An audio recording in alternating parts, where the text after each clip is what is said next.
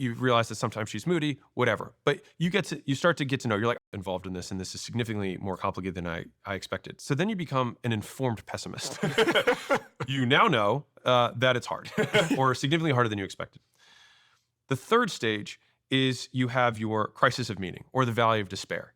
So you're continuing to do this stuff. It's continuing to not work, and you keep working, and it keeps not working.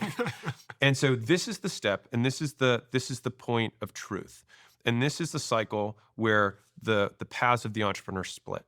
And the vast majority of people take this next step, which is they then say, you know what? There's that thing over there that my other friend's doing. Maybe I should do that instead.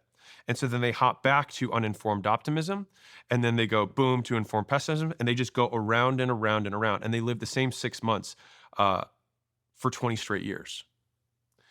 Now, the other path from the valley of despair is sticking with it.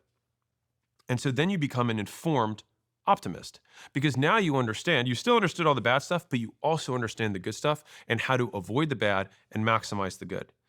And then once you're there, you stick on that path long enough, and you end up achieving what you originally thought was really easy and fast.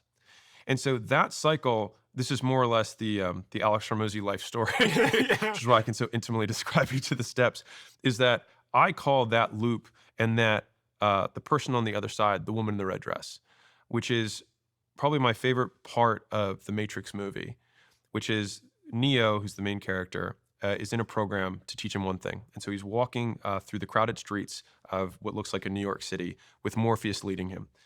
And he's droning on about something that he's supposed to learn. And he says, Neo, were you listening to me? Or were you looking at the woman in the red dress?